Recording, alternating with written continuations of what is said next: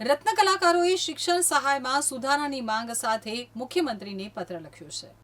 સુરતના હજારો હીરા ઉદ્યોગ સાથે જોડાયેલા રત્ન કલાકારો હાલ બેરોજગારીનો સામનો કરી રહ્યા છે, તો આવા સંજોગોમાં તેમના બાળકોના ભવિષ્ય માટે રાજ્ય સરકારે જાહેર કરેલા શિક્ષણ પેકેજમાં પૂરતો લાભ મળતો ન હોવાનું જણાવતા સુરત ડાયમંડ વર્કર યુનિયને મુખ્યમંત્રી ભૂપેન્દ્રભાઈ પટેલને પત્ર લખી શૈક્ષણિક સહાય યોજના બદલવાની માંગણી કરી છે।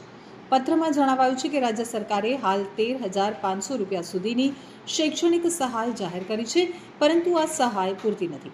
રત્ન કલાકારોની હાલત દયનીય છે અને તેમને બાળકના શિક્ષણ માટે આર્થિક ટેકો પૂરતો મળી રહે તે માટે સંપૂર્ણ ફી સરકાર ભરે તેવી માંગણી કરવામાં આવી છે। યુનિયને પત્રમાં સ્પષ્ટ કર્યું છે કે હીરા ઉદ્યોગમાં મજૂર કાયદાનું ઉલ્લંઘન થઈ રહ્યું છે અને રત્ન કલાકારોના હકોનું રક્ષણ થતું નથી। મહત્વની વાત એ છે કે સરકાર તરફથી આજ દિન સુધી રત્ન કલાકારોની કોઈ સત્તાવાર નોંધણી જ કરવામાં આવી નથી, જેના કારણે તેઓ કોઈ પણ સરકારી યોજનામાં પોતાને યોગ્ય રીતે સાબિત કરી શકતા નથી। એટલું જ નહીં, યુનિયને એવું પણ જણાવ્યું છે કે રત્ન કલાકાર માટે જે પુરાવા માંગવામાં આવે છે તેમાં જમા કરાવવું ખૂબ જ અઘરું છે। ઘણા કલાકારો પાસે નોકરીના સત્તાવાર દસ્તાવેજો નથી, કારણ કે તેઓ અસંગઠિત રીતે અથવા નાનકડા કારખાનાઓમાં કામ કરે છે।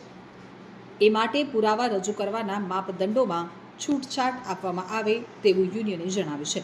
તો પત્રમાં યુનિયને રાજ્ય સરકારને અનુરોધ કર્યો છે કે રત્ન કલાકારોનો રાજ્ય સ્તરે સર્વે કરાવવો જોઈએ અને તેના આધારે યોગ્ય રીતે સહાય આપવામાં આવે।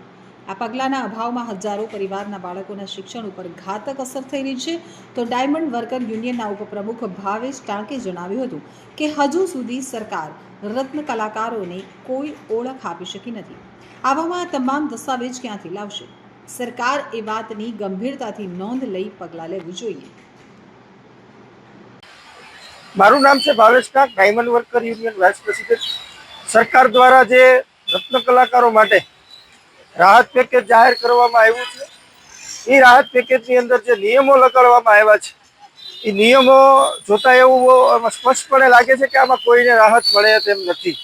તે બાબતે જે મુખ્યમંત્રી દ્વારા બનાવવામાં આવેલી કમિટી હતી, એ કમિટીને અમે લેટર લખવામાં આવ્યો છે કે નિયમોને આસાન કરવામાં આવે। 31/3/2024 પછી કોણ બેરોજગાર છે એનો સર્ટિફિકેટ કોણ આપશે? સરકાર પાસે રત્ન કલાકારોના રજીસ્ટ્રેશન નથી, કંપનીઓ લેબર કાયદા મુજબ પગાર સ્લીપ કે હાજરી કાર્ડ કે કોઈ વસ્તુ આપતી નથી, તો કઈ રીતે રત્ન કલાકારોને એની આઈડેન્ટિટી પ્રૂફ કરવી? આ બાબતે અમે રજૂઆત કરી છે અને 30 થી 50% રત્ન કલાકારોના પગાર ઘટી ગયા છે, તો એને પણ આ સ્કીમનો લાભ આપવામાં આવે, એમનો પણ આ સમાવેશ કરવામાં આવે। અને જે સમિતિ પેકેજની બની છે, એ પેકેજની અંદર રત્ન કલાકારોના પ્રતિનિધિને લેવામાં આવે, આ બાબતે રજૂઆત કરી છે।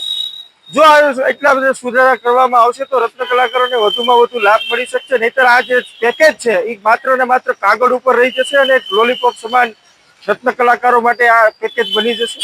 તો અમને મુખ્યમંત્રી સાહેબને અને જે કમિટી બની છે નમ્ર વિનંતી કરીએ છીએ કે આ પેકેજની અંદર સુધારો કરી અને વધુમાં વધુ રત્ન કલાકારો સુધી લાભ પહોંચે એ બાબતેના પ્રયાસો કરવામાં આવે।